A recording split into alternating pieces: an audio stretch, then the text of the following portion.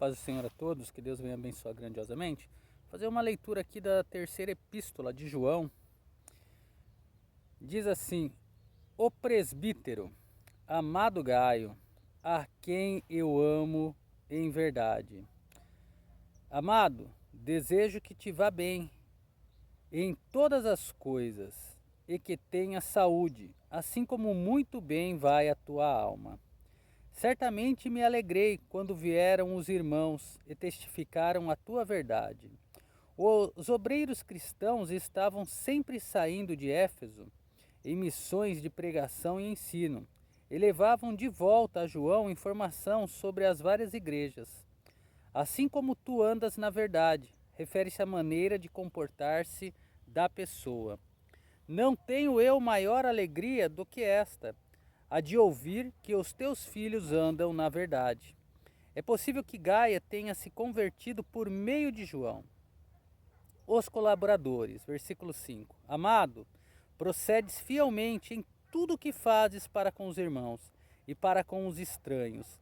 Este homem mal sabia que o que ele estava fazendo seria anunciado nas palavras de Deus e conhecido em todo o mundo e para sempre, os quais, na presença da igreja, deram testemunho de tua caridade, ou amor aqui, né? Algumas bíblias vai estar em lugar de caridade. Aos quais se conduzires como é digno para com Deus, bem farás. Se conduzires, como usado aqui, refere-se a ajudar na manutenção e nas despesas dos pregadores visitantes. Diferente de hoje em dia, né? Que os pregadores cobram 1.000, 5.000, 25.000, 50.000 para pregar, né? Isso daí não é uma ajuda, é um roubo à própria palavra do Senhor e aos irmãos, que acabam ofertando o ano todo, mas quando passam necessidades, dificilmente uma cesta básica chega. Porque pelo seu nome saíram. Esses pregadores haviam saído por amor ao nome de Jesus, nada tomando dos gentios. Isso se refere ao território virgem quanto ao evangelho, ou seja, lugares diferentes nas quais as igrejas eram estabelecidas. Na implantação dessas igrejas, eles não pediam dinheiro aos novos convertidos, aos gentios. Portanto, aos tais devemos receber. Ser de ajuda a esses pregadores, tanto com oração quanto financeiramente, para que sejamos cooperadores da verdade.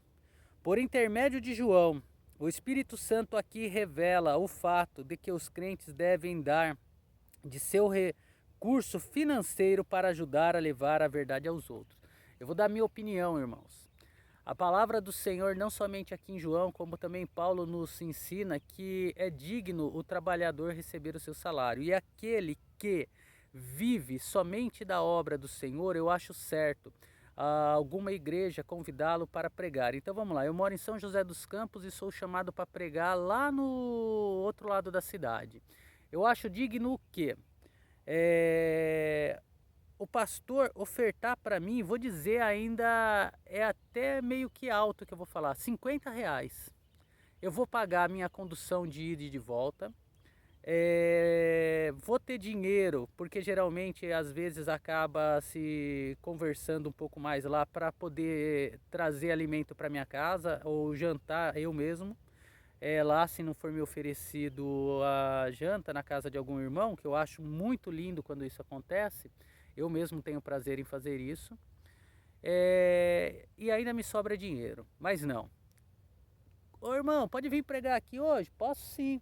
Quanto o irmão cobra? R$ 500, R$ 1.000. Eu tô falando isso, irmãos, de coisas que eu ouvi em 2014, valores. Não é de 2020, porque eu, graças a Deus, parei de andar com esse tipo de gente. Que isso daí não faz bem para minha alma. Mas vamos dizer que eu tô aqui em São José dos Campos e sou chamado para pregar em Natal. O que eu acho certo a igreja fazer? Ela pagar o transporte aéreo, oferecer um cômodo e alimentação para mim e mais ajuda, vamos dizer, aí de R$ 50 dia, para eu poder também chegar no final do mês, pagar meu aluguel, pagar minhas contas, pagar tudo. Mas, diante de testemunho, tem gente que está pregando piada, fazendo humor, usando a palavra de Deus e o povo dando glória a Deus, aleluia, e dá até piruleta, dão risada, coisa que não devia de acontecer, achando que aquilo vem de Deus, e cobra 25 mil reais de uma única pregação.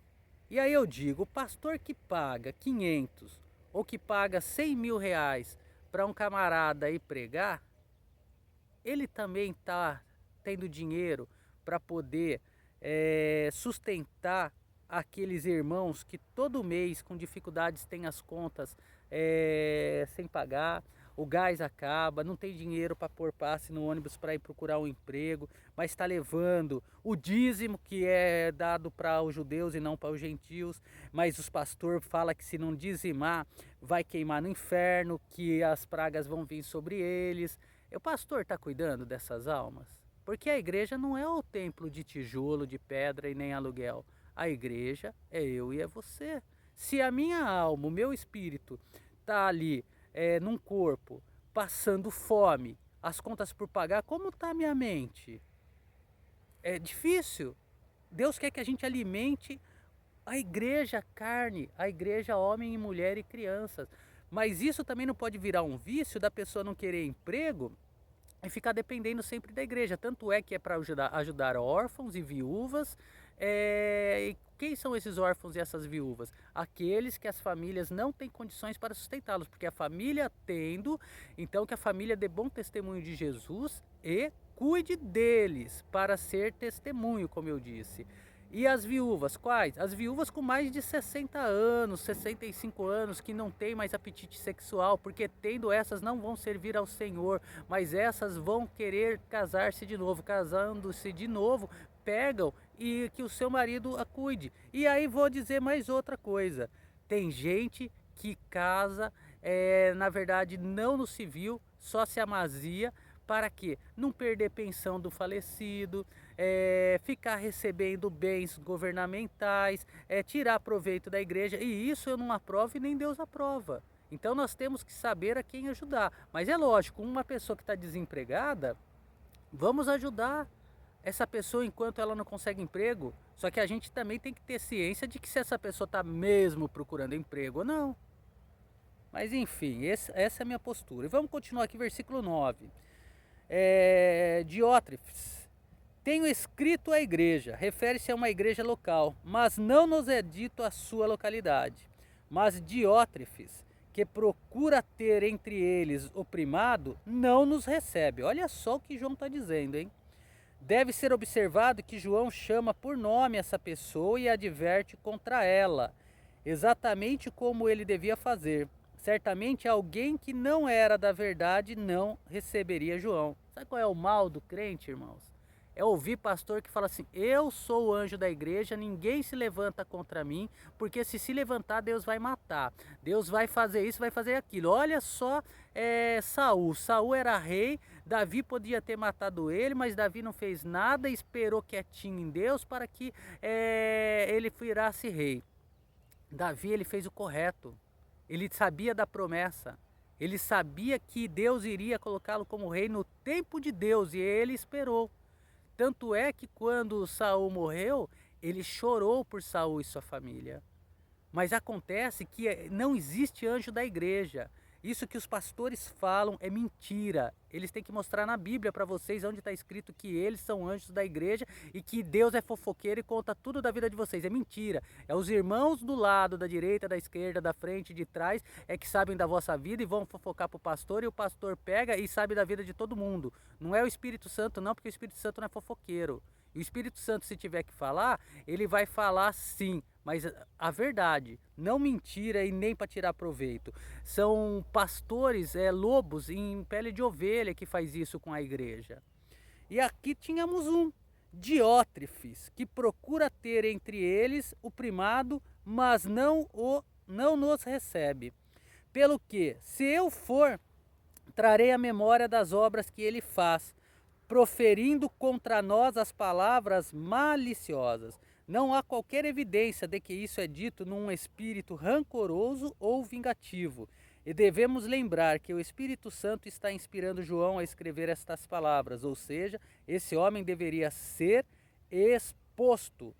E não contente com isso, não recebe os irmãos e impede os que os querem receber e os lança fora da igreja. Isso acontece, irmãos. O pastor põe gente para fugir da igreja se ele se sente ameaçado. E os irmãos sabem disso. Não é fácil não, eu já passei por isso, porque se eu tiver que falar alguma coisa, eu vou falar e vão me pôr para correr e nunca mais me deixam entrar lá. Sendo que a igreja nem é deles. A igreja não, né? A igreja somos nós, o templo. A ideia é que Diótrefes excluía da igreja aqueles que se colocavam a favor de João, ou procuravam fazer isso. Portanto, seria incorreto da parte de João manter-se calado, como também é incorreto que os pregadores de hoje fiquem calados quanto aos falsos apóstolos e falsas doutrinas. Testemunho. Amado, não sigas o mal, mas o bem. De fato, João está se referindo a Diótrefes como mal. Ao mesmo tempo, ele está afirmando ousadamente que o que ele, João, prega é bem e, portanto, de Deus. Quem faz o bem é de Deus, mas quem faz o mal não tem visto a Deus. O Espírito Santo, por intermédio de João, muito claramente faz distinção entre os dois. Não se pode ter os dois ao mesmo tempo. Todos dão testemunho de Demétrio. Esse homem era provavelmente portador desta carta a Gaio. Ele era um estranho para os membros da igreja local, o qual Gaio era um membro e precisava uma palavra de recomendação dos apóstolos. Até a mesma verdade, e também nós damos testemunho, e vós bem sabeis que o nosso testemunho é verdadeiro. Não poderia haver melhor recomendação que essa, especialmente considerando que o Espírito Santo sancionou essas palavras. Vocês pensam que eu, por pregar o evangelho, pregar a verdade, por eu pregar o evangelho, pregar a verdade, pregar sobre esses falsos profetas, eu sou amado? Não. Primeiro, o povo no século XX, final do século XX para o século XXI, procura um Deus que faz profecia do seu querer. Eu só vou falar que Deus me mandou falar se realmente eu tiver certeza que foi Deus. Que o diabo pode entrar na nossa mente se passando por Deus, então eu não falo. Eu não faço profecia para a vida de ninguém.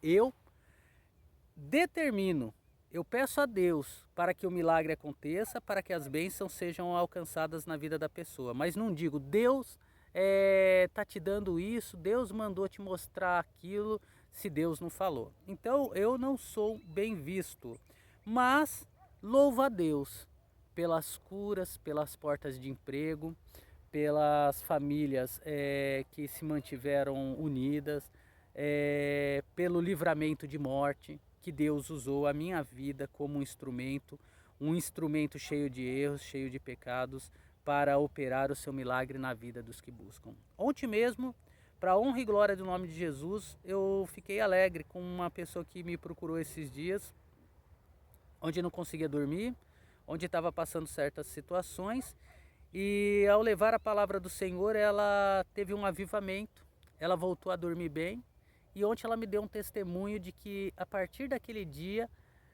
ela começou a ser chamada dia após dia para fazer vários serviços e para estar trabalhando não somente num tipo de profissão que ela tem, mas em dois.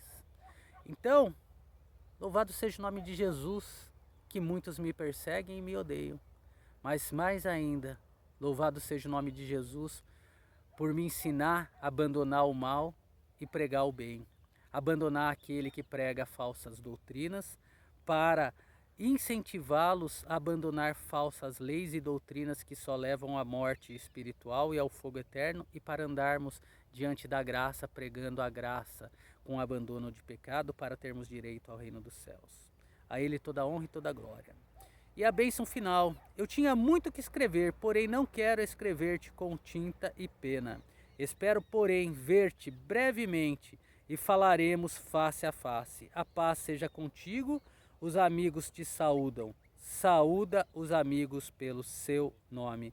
Essa era uma igreja pequena, mas muito importante, como o Espírito Santo revela aqui. Irmãos, muitos querem estar em templos, em catedrais, com gente cheia de roupa linda e bonita, às vezes devendo cartão, devendo os boletos, só para ir bonito para a igreja. Ah, eu tenho que ir com o melhor para Jesus. Diante do juiz eu vou com o melhor. Jesus está nem aí para tua roupa, irmão. Tua roupa pode ser pintada de ouro. Se o teu coração for de pedra ou de enxofre, isso daí é que Deus está vendo. Eu falo para os irmãos, eu não gosto de catedrais e nem gosto de igrejas grandes. Eu gosto de igrejas pequenas e simples, com o coração puro e quebrantado diante do Senhor, como o Senhor Jesus falou para a mulher samaritana. Mas que Deus venha tirar de mim o que ainda há de errado e venha me capacitar com o que há bom para eu pregar o verdadeiro evangelho. E que o mesmo aconteça não somente na minha, mas na tua vida também. Que a paz do Senhor esteja com todos, um forte abraço e até o próximo vídeo.